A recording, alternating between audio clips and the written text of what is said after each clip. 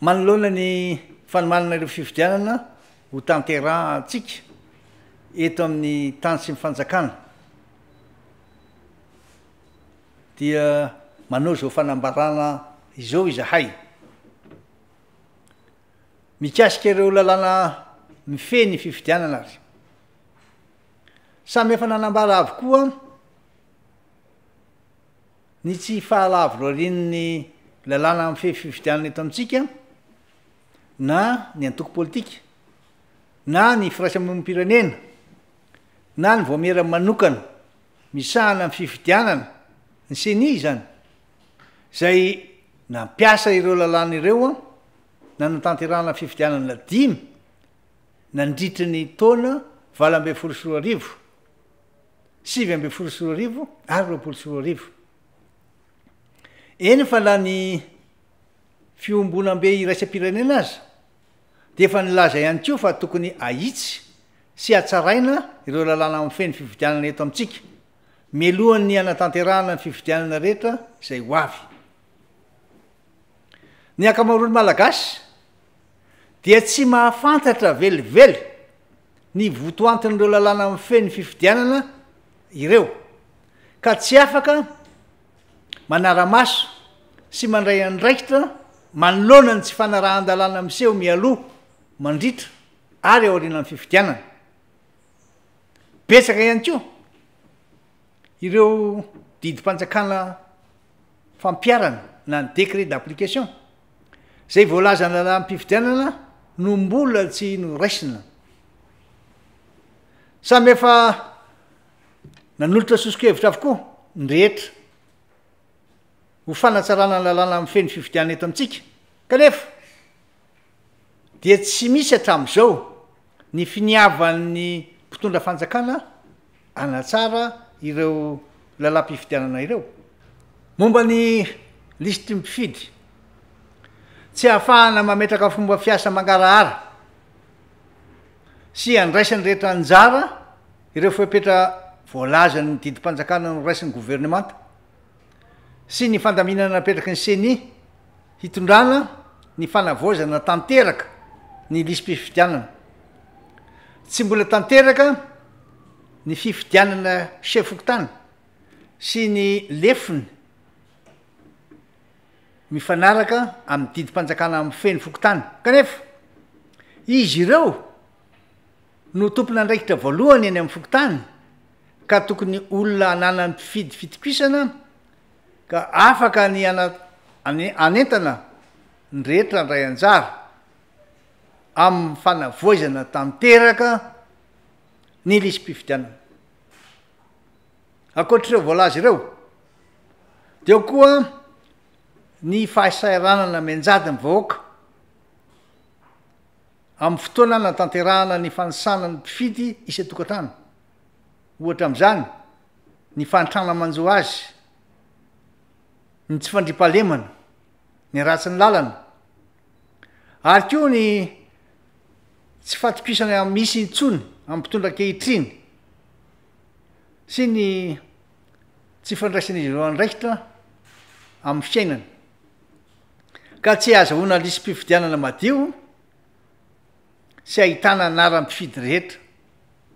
mikasika ireo rafitra mitatana sy ny tsara ny fifidianana indray tsy azo antoko ireo rafitra mitatana sy ny tsara ny fifidianana eto amintsika tsy mahaleo tena na ara-pitantanana na ara-bolona na ara-pitaovana izy ireo mitanila ny sy miandany ny mpikambana ho aminy tsy manana fahefana feno andray fepetra manoloana ireo tsy fanarahan-dalàna mitranga mialoha mandritra ary aoriana ny fifidianana tsy manana fomba fiasa mangarahara ary tsy mampandray anjara ny rehetra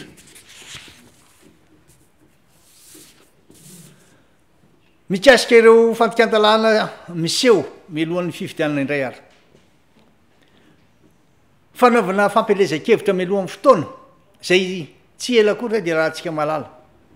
nyjaritra nyseho tany manototo fampiasana ny fitaovam-panjakana ny fananam-panjakana sy fahefam-panjakana fanakatsakana ny antoko politika mpanohitra tsy anatanteraka ny andraikitra apetraka ny lalàna aminy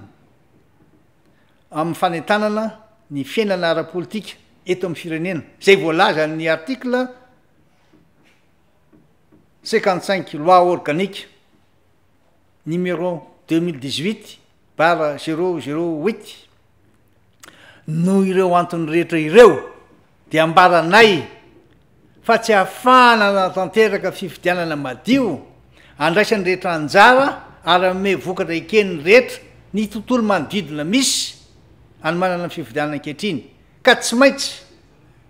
ilana fantsiana sy fanatsarana koa mba ahafahana manomana fifidianana madio ary sy andraisan'ny rehetra anjara ary hanome vokatra ekeny rehetra